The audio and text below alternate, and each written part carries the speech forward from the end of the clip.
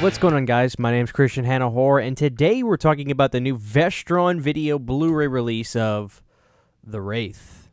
Now, a little bit of history with me with The Wraith.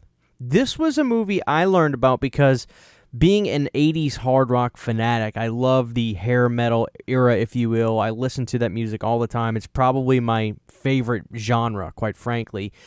I would go on YouTube and type in 80s horror rock soundtracks, and I would obviously fall in love with movies like Return of the Living Dead Part 2 because of that. Many films, Rocktober Blood, you have your Trick or Treats, you have your Slaughterhouse Rocks, a lot of great 80s horror movies that have great rock and roll soundtracks. And one movie that I would see all the time pop up would be this one, The Wraith. And I would be like, oh, I got to see that, and then it would kind of be hard to see it. And I would wonder if I would ever get the chance. Well, I was so excited when Vestron announced this because I was like, this is great. Now I get to see this movie that I've listened to the soundtrack on YouTube for all the time. And I was told by many of you that, Christian, you should watch The Wraith. You're going to like it. Review The Wraith. I think you're going to dig it. I think it's your type of movie. And I can confirm that, yes, The Wraith was my type of movie. I really liked it. Let's give a little bit of a plot synopsis for The Wraith. So, The Wraith is probably aesthetically the most 80s movie I think I've ever seen. But we'll talk about that in a second. You've got this group of guys who are basically like the street punk rulers, fly by night, do their own thing, break the rules, run the town kind of guys. And they're into their cars. They're into their fast cars. They love racing cars. And they bully and intimidate people and make them give up their cars if they lose races. They take their girlfriends and they hold them hostage and say, if you try to run away, if you lose the race, she's going to get it. So they're a renegade group. And they run this town.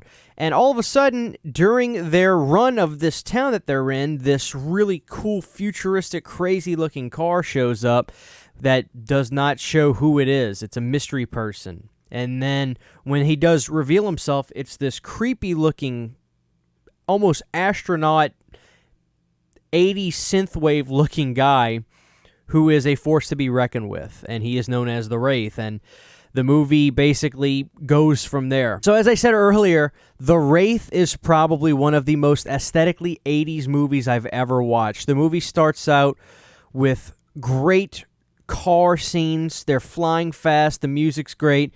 And then my jaw hit the floor when Ozzy, Secret Loser from the Ultimate Sin album, just cranked up. I've listened to the song many times, but when you hear that song in a movie, it sounds even better. So, positive review for me right from the start. When anything from Ultimate Sin, the best Ozzy record from the 80s, in my opinion, is in this movie. And I loved that. So the music definitely was a huge plus for me. If you're a fan of 80s hard rock and 80s just kind of 80s music, the Wraith is going to deliver. Then the characters start to develop through this movie, and I was like, man, this is, you know, it's like they wanted this movie to look visually as, they wanted it to be visually as entertaining as possible. They also wanted to, it seemed to me, before I learned more about this movie, that they wanted to have the most interesting looking people in this movie. Because Clint Howard is even, when Clint Howard appeared on The Wraith, and you see him for the first time, I, by myself, laughed out loud because of how funny Clint Howard looks. He's an American treasure. But in this movie, he is so goofy looking, I physically just chuckled by myself because he looks ridiculous in this movie. And then Charlie Sheen is in this movie. And Charlie Sheen has a very important role. Without spoiling anything, he has a very important role in this movie. But his screen time isn't as predominant as some of the others. But there was no bad performance in this movie, but this movie is really a aesthetic movie. This movie is really an 80ism movie. This movie is so 80s, it's unbelievable. This movie is literally 100% aesthetic. And that's not a negative. I think that's what makes this movie a cult hit, because it is pomp and circumstance. It is car chases. It is, car crashes. And they are very proud of their car crashes, I'll tell you, because there's one car crash in here where our Wraith guy races one of the crew members, and that crew member falls off a cliff and blows up to smithereens. They keep showing that car falling and falling, and it was a long crash for this guy, and it's like they're very proud of that crash, but it was visually stunning. It looked great. The one thing I'll say about the Wraith right here and now is none of it could be classified as boring.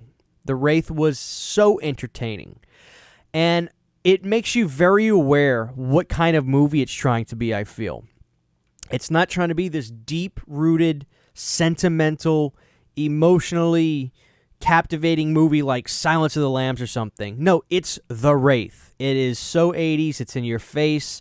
It's a good time in 90 minutes. And I see why this is a cult hit, because it really is an entertaining, fun movie. The cast was great, as I said. I feel like they wanted to get really beautiful women in this movie, good-looking women, really weird, wacky guys, because this movie has like this Mad Max vibe going for it. It's desert plains kind of feel, really weird-looking crew members of like the gang. You've got your leader of the gang, who is, very unlikable because he's not right in the head. He's sadistic, And then you've got Randy Quaid in here, who actually is playing one of the more calmer roles I've ever seen him in, to be quite honest with you. But he's a pleasure to see on screen. I love Randy Quaid. He's crazy now, but you could argue he was always crazy. But he actually had one of the more reserved roles in this movie, which was interesting. But there were so many funny moments in this movie with Clint Howard that it's like Randy almost like, what could he have done to go over the top of the gang in this movie? So I thought this movie was balanced very well for what it was. And that's not to downplay The Wraith, but this movie is what it is. It is an 80s nostalgia cult hit movie that is fun to watch. It is, a lighthearted, fun movie to take in, and it's very entertaining. So I really loved The Wraith. I'm very glad that Vestron put this out, and I'm very glad that it's a budget blue, if you will. Vestron has a really good price model with these now. They're coming out. They're making these basically $12.95, and I think this one's actually hitting Walmart now. So if you want to get this one, go to Walmart and pick it up. But about the Blu-ray now, what I'm really happy with is I don't want to pick on Vestron because it's not necessarily their fault. I really think it has to do with what they can get. Some of their transfers on their Blu-rays haven't been amazing. For instance, Little Monsters was not a great-looking Blu-ray. Now, I don't know what they got from the Film Elements area, but it worried me. I can say that The Wraith looked really good. Now, one thing that helps is, from my eyes, it always seems like when a film is done outside in the bright sunlight and everything, the picture naturally has a better look to it. The car explosion scenes with the fire looked fantastic. The movie had a great crisp shine to it. It looked great. I don't necessarily think it was in some kind of DNR, but it just had a great crisp look to it, and very enjoyable.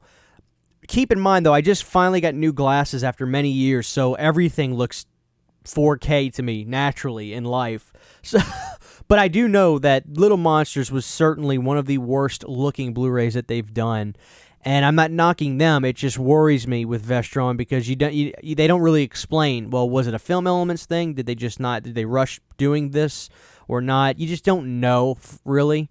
But for the most part, Vestron is great. But the price model is so important. I think that's great.